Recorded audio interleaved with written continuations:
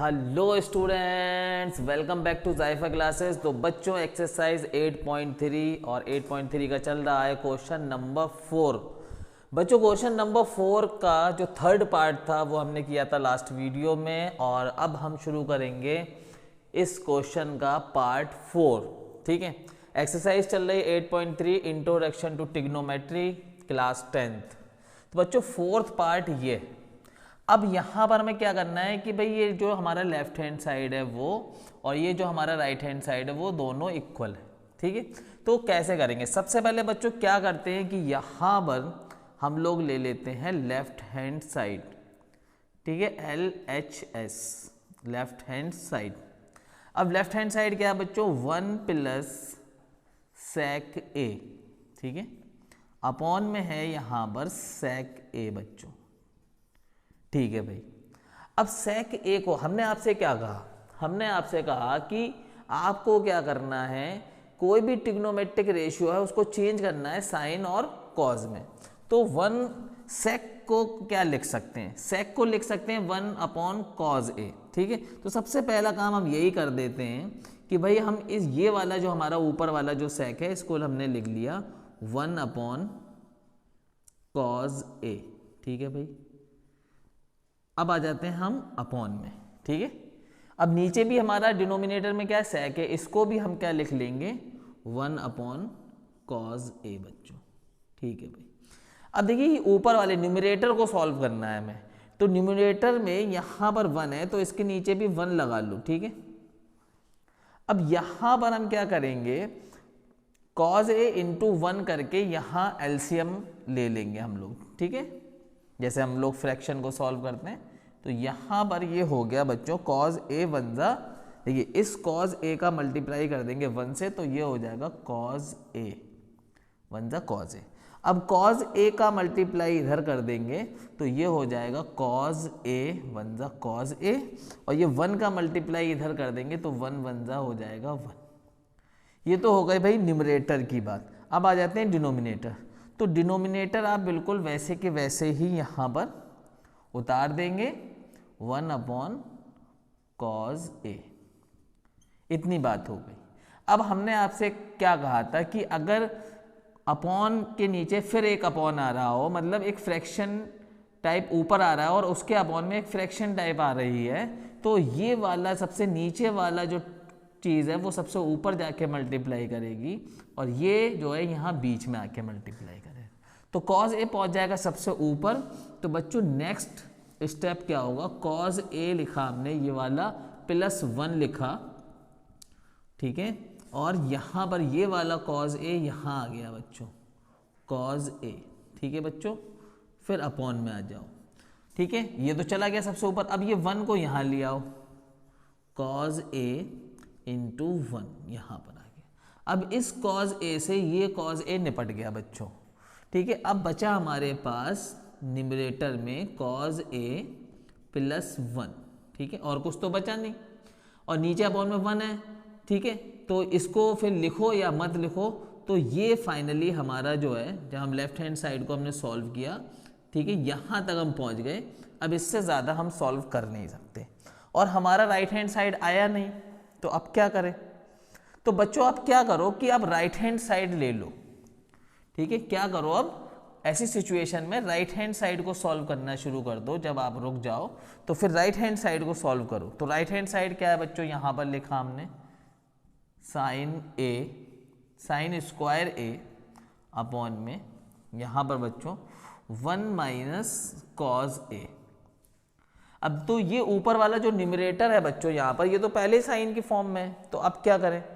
तो बच्चों हमने आपको फार्मूला बताया एक यहाँ पर, sine square A minus plus cos square A equal to होता है 1। ठीक है, अब यहाँ पर हमें साइन स्क्वायर A चाहिए, तो कॉज स्क्वायर A को भेज दो आप राइट हैंड साइड, तो आपको मिल जाएगा sine square A equal to 1 minus cos square A बच्चों। ठीक है, तो हम साइन स्क्वायर A को क्या लिख सकते हैं? 1 माइनस कॉज स्क्वायर A। बहुत बढ़िया, तो लिख लो इसको सबसे पहले 1 माइनस कॉज स्क्वायर A लिख लो, अपॉन में आ जाओ।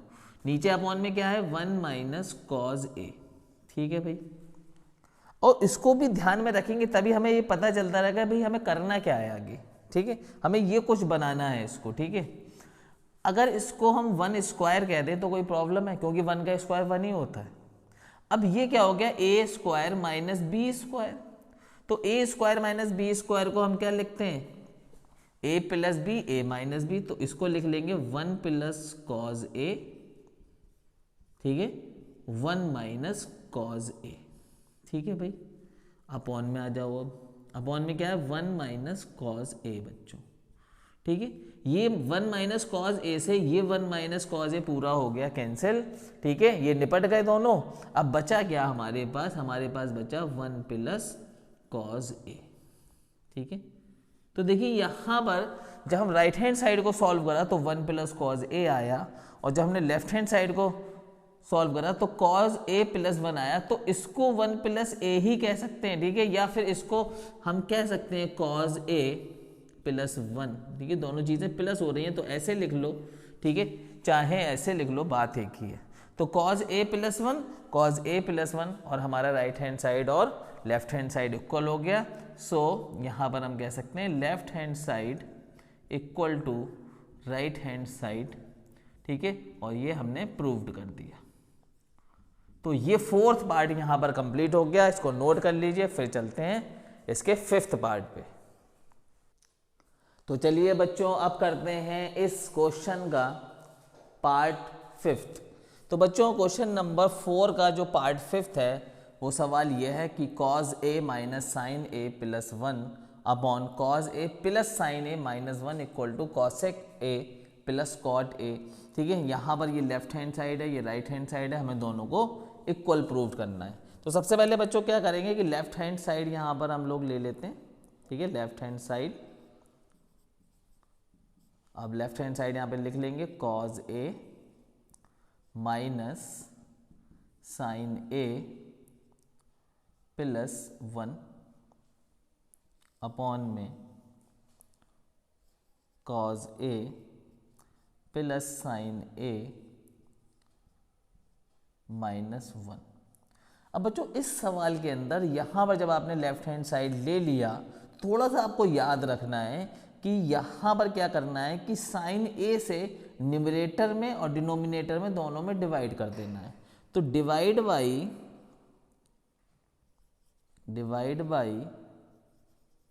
साइन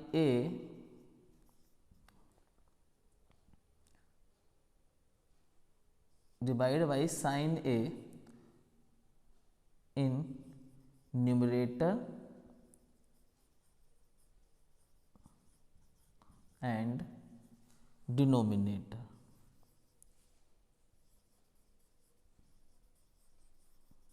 ठीक है।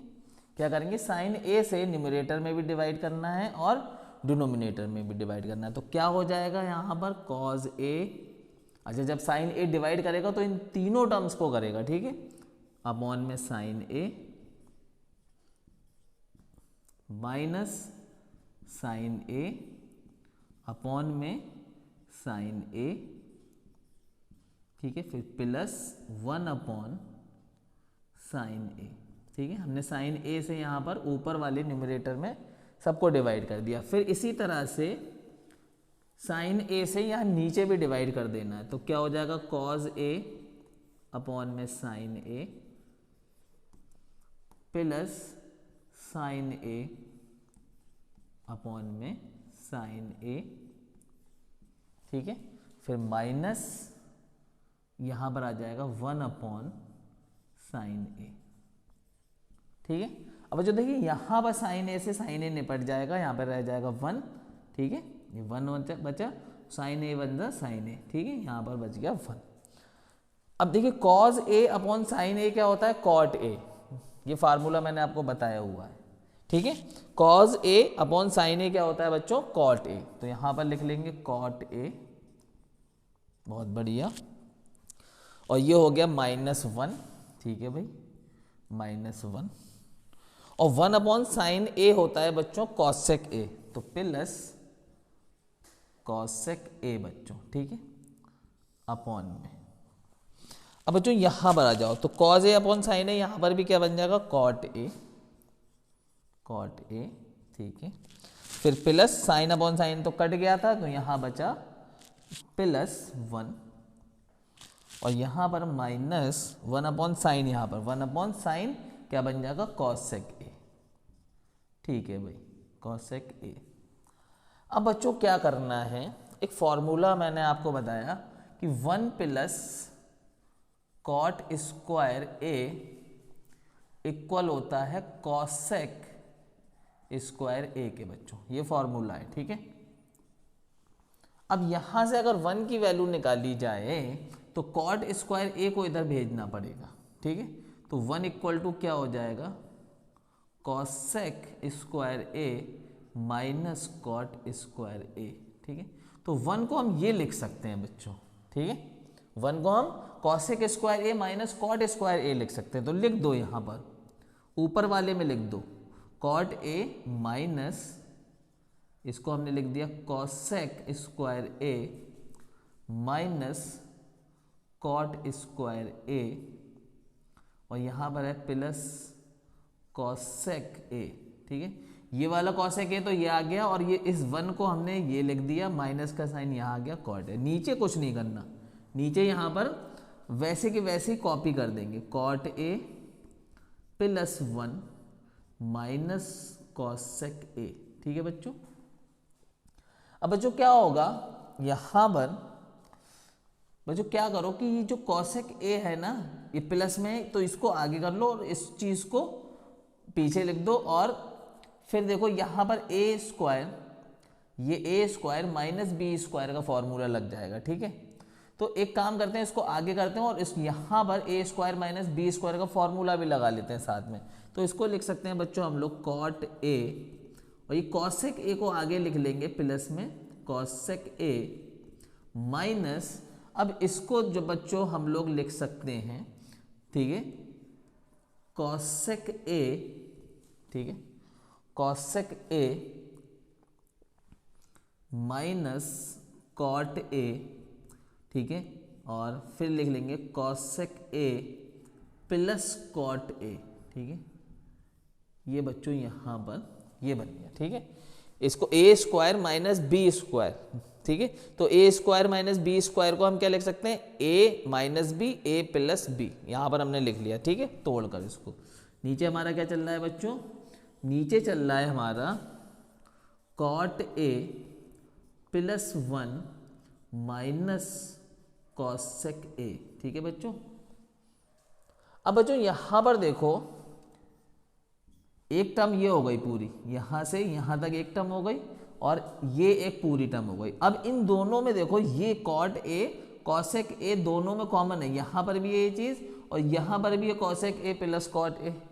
तो cosec A plus cot A common ले लो बच्चों यहां पर, तो हमने ले लिया इसको cot A plus cosec A को कॉमन, ठीक है, कॉमन ले लिया। अब बचा क्या बच्चों, बचा क्या, यहाँ ये चीज़ तो बाहर चली गई, यहाँ पे आ गई, ठीक है, ये कॉमन ले लिया हमने।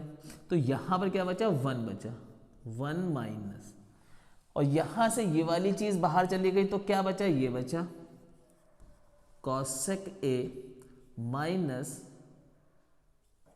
कॉट ए बच्चों, ठीक है।